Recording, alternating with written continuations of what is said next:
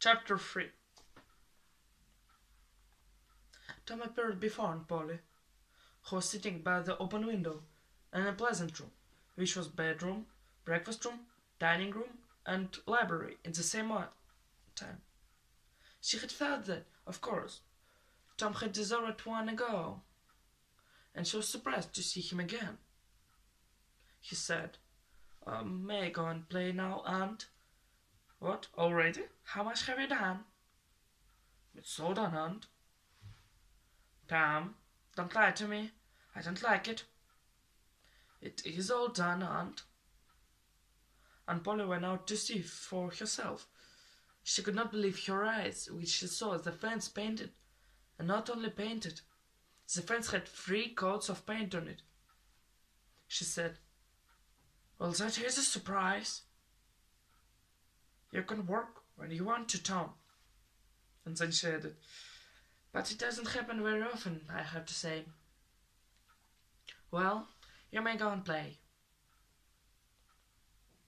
She was so impressed by Tom's work that she took him into the closet and chose a big, beautiful apple and gave it to him. On the way out, Tom managed to get a donut for good measure. Tom went to the town square, where 2 armies of boys had for a battle. Tom was general of one of the armies, and his best friend, Joe Harper, general of the other. These 2 great commanders didn't actually fight. It was better suited to smaller boys, but sat together on the platform, who gave orders to the soldiers. Tom's army won a great victory after a long battle. Then the generals counted the dead, exchanged prisoners, and planned the next battle. After that, the armies marched away, and Tom went on alone. On his way home for supper, Tom passed the house where Jeff Fetcher lived. Then he saw a new girl in the garden, a lovely little blue-eyed creature with yellow hair and 2 long plaits and white summer dress. Tom fell in love at first sight. A girl named Amy Lawrence disappeared out of his heart and left no even a memory of herself behind. He had thought he was deeply in love with her.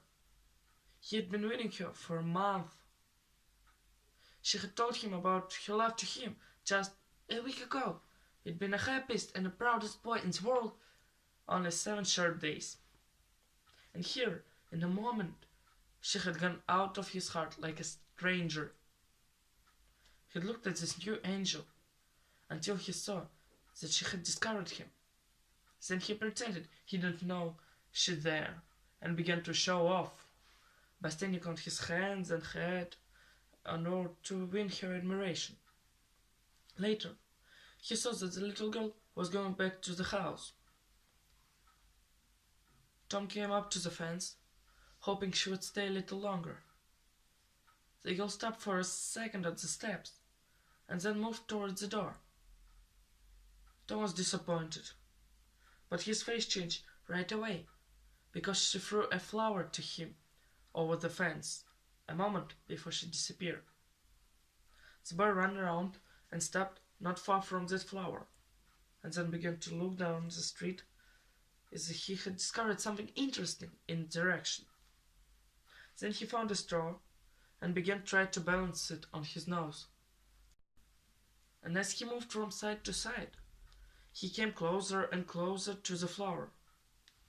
Finally, Tom picked up the flower with his toes and hopped on one leg towards the trees where no one could see him. There, he put the flower into his jacket next to his stomach, because he believed his heart was there. Tom stayed around the girl's house all evening showing off as before, but she never came out again. There was so tall, she could see him attention from the window. All through supper he was so happy that his aunt wondered what had counted as a child. He tried to steal sugar on his very aunt's very nose and shrugged his knuckles for it. He said, "Aunt, you don't punish Sid when he takes it." "Well, Sid doesn't torment me the way you do. You'd be always into bad sugar if I wasn't watching you. Then she went to the kitchen, and Sid reached for the sugar bowl, but his finger slipped and the bowl dropped and broke. Tom was so happy that even in silence, he said to himself that he would not say a word to his and would perfectly still, till she asked, and then he would tell, and that bat would catch it. Tom could hardly hold himself when the old lady came back. He said to himself, now it's coming. And the next moment he was lying on the floor. The hand was ready to strike again when Tom cried out, hold on, now why are you angry with me? Sid broke it. And Polly stared, puzzled. But when she spoke again, she only said, I'm sure you deserve it too. No doubt you made something bad when I was in the kitchen. Since her conscience reproached her, she wanted to say something kind and lovely, but then she would have to admit that she had been wrong, and discipline forbade it. So Aunt Polly did not say a word, but she was not happy about it. Tom felt very sad. He knew that in her heart his aunt was on her knees to him, but it was not enough. He imagined himself lying and sick and dying, and his aunt bending over him and hoping for one little forgiving word. But he would turn his face to the wall and die with that word unsaid. Ah, how would she feel there? How would she throw herself upon him? How her tears would fall like rain. Then Tom thought of his flower. He wondered if the unknown girl would pity him if she knew about his death. Tom got up, opened the door, and went outside looking for quiet places that were in harmony with his spirit. About 9:30 or 10 o'clock, he came to the street where a lovely girl lived. Was she there? Tom climbed over the fence and came up to that window. He looked at it for a long time and with emotion.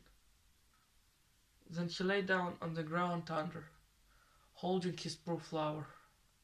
He would die like that, out in a cold world, with no home, no friends, no love. Would she drop one little tear upon his poor lifeless body?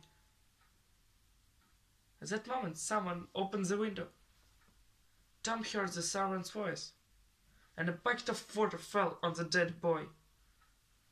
Tom jumped up, went through, and ran home.